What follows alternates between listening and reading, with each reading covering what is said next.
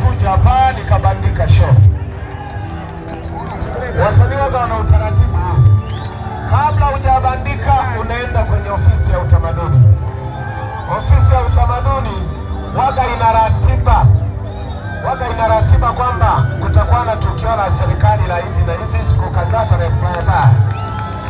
Lakini tulipokuja tulikuta hiyo tarehe ambayo tuliomba mwaka jana ilikuwa haina tukio la aina yoyote.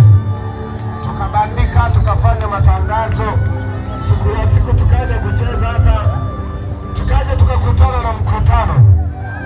Lakini kwa vile niliona hiki ni kipindi cha kampeni, tulisema tu sheria bila nini, bila shuruti.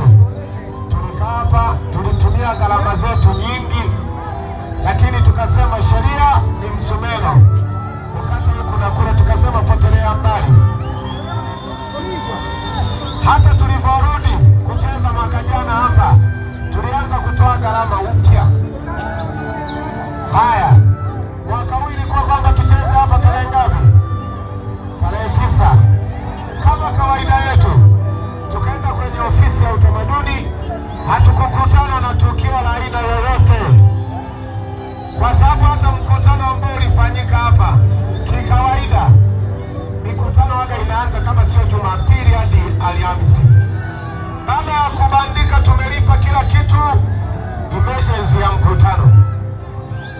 Tukasema mcheza kwao utunzwa. Lakini kwa nini wanafanya hivyo kwa msanii mmoja? Wasanii si tupo wengi, kwa nini matukio yote yaje kwangu? Siwahukumu wote, lakini kuna baadhi ya viongozi watatuharibia show hapa Segese.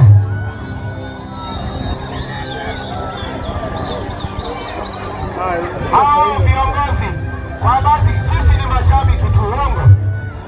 Sasa shabiki anaweza akaanza kuwaza hivi, au fulani na fulani wanabifu, au huyu anafanyia hivi kwa sababu sio kwao. Hapana, viongozi watagombanisha wasanii.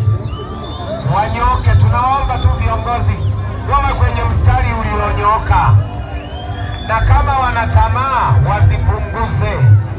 Tanzania ni ya Watanzania wote, hayupo mkimbizi hapa. Wanawase, tunaomba wanyoke. naenda mbele au naenda kijeni? Mwenyekiti, mtendaji, kina nani huko wanyoke.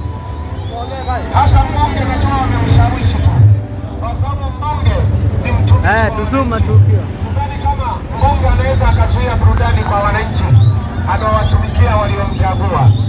Kwa hiyo hizo ni figisu, na ninaomba mtupilie mbali na mtusamehe sana mashabiki wetu ambao mlisafiri umbali mrefu kuja kwenye show mkakutana na mkutano. Mtusamehe, sio sisi, ni viongozi wenu. Asanteni sana na washukuru sana.